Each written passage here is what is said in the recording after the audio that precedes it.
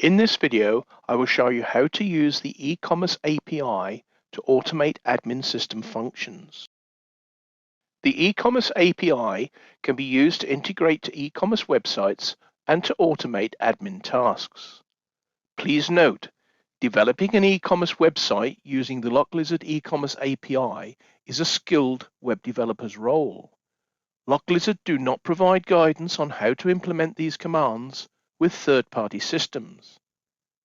In this video, I will show you how the API can be used to automate some basic admin tasks. Before creating scripts for automation, you will need to know your admin server URL.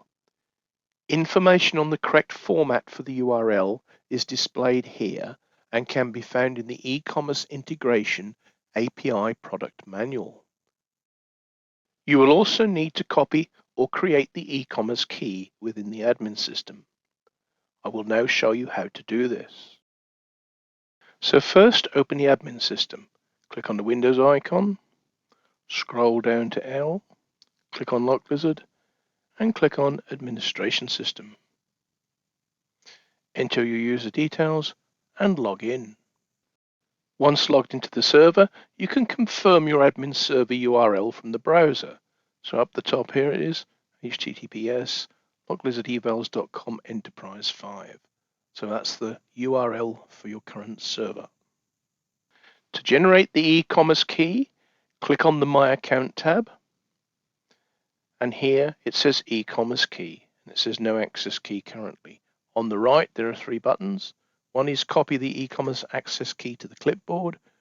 One is to regenerate the eCommerce access key, and the other one to delete it or remove it. So to create one, click the regenerate.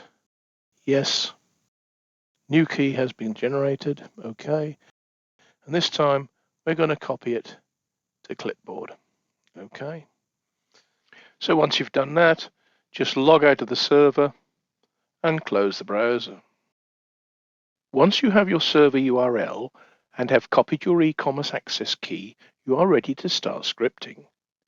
We will now add a customer and give them access to a document. This is a two-step process.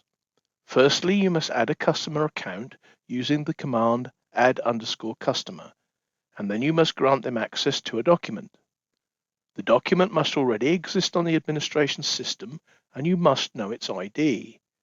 This information is displayed on the administration system and can also be retrieved using the eCommerce command list_documents. Step 1. Creating a customer account. In the following example, we shall create a customer account for the user John Doe with an email address of johndoe@yahoo.com, valid from 21st of November 2022 with one license assigned to it. Creating the account using this command format would be the same as creating the account manually in the admin system using the Add New Customer option. I have already produced the script to create John Doe's account using Notepad and will now explain the layout and the commands used. So if I open Notepad, here we have the script. So let's have a look at the content of the script. The first part is your server URL. In my case, it's locklizardevals.com enterprise 5. This is followed by the interop command, which we said must always be used in the script. And then the key, this is the eCommerce key as copied. We created that and copied it earlier on. So that's the eCommerce key, followed by the action. The action in this case is to add a customer. And the name is John Doe with a space in between, which is the %20. With email address of johndoe@yahoo.com. The start date is 21st of the 11th, 2022. That's an American date format. Don't forget that. And the end type for the account, it's unlimited. So there's no close date for the account. And the licenses granted equals 1. So that's the complete text to create a new user. So what we'll do is we'll just copy that.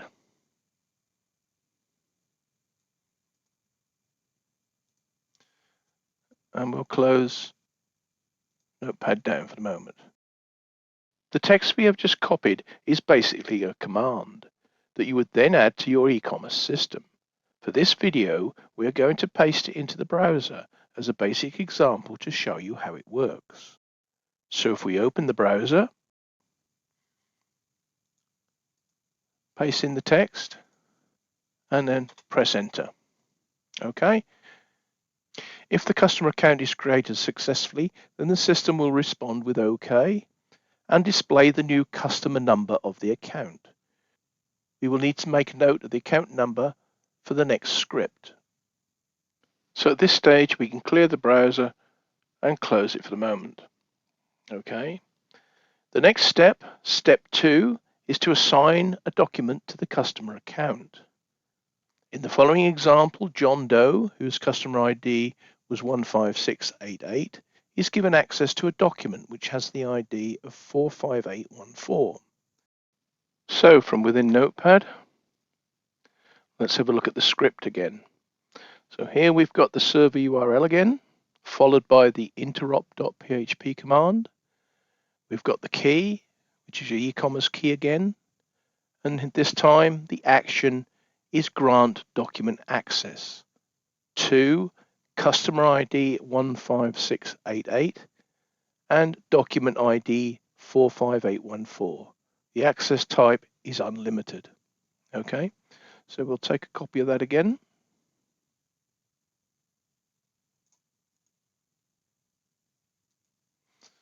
Close Notepad for now. Open the browser. Paste that in and press enter. And there we have OK. So that means that customer ID 15688 has now been granted access to document 45814. So we clear the browser, close that for now. So now let's confirm this user was created OK with access to the document we just assigned. So let's go to the admin system, enter our user details, log in, go to the customers area, scroll down through the list of customers, and there is the new customer, John Doe.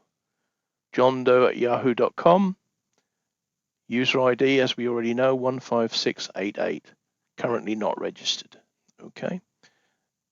Valid from 21st/11th/2022, just as the script was. Now, if we go to the documents area, I actually chose the first document in the list to make it easy. Access overview with an ID of 45814. That's the number that was in the text. So if we click on the details button, scroll down to the manage access area and view customers with access to that document, look down the list, and there is John Doe. Okay, at johndoe@yahoo.com. Access, yes. Okay, so we've got the new user who's got access to the document as we allocated it. So close that down. Once you're finished with that, log out of the admin system, close the browser.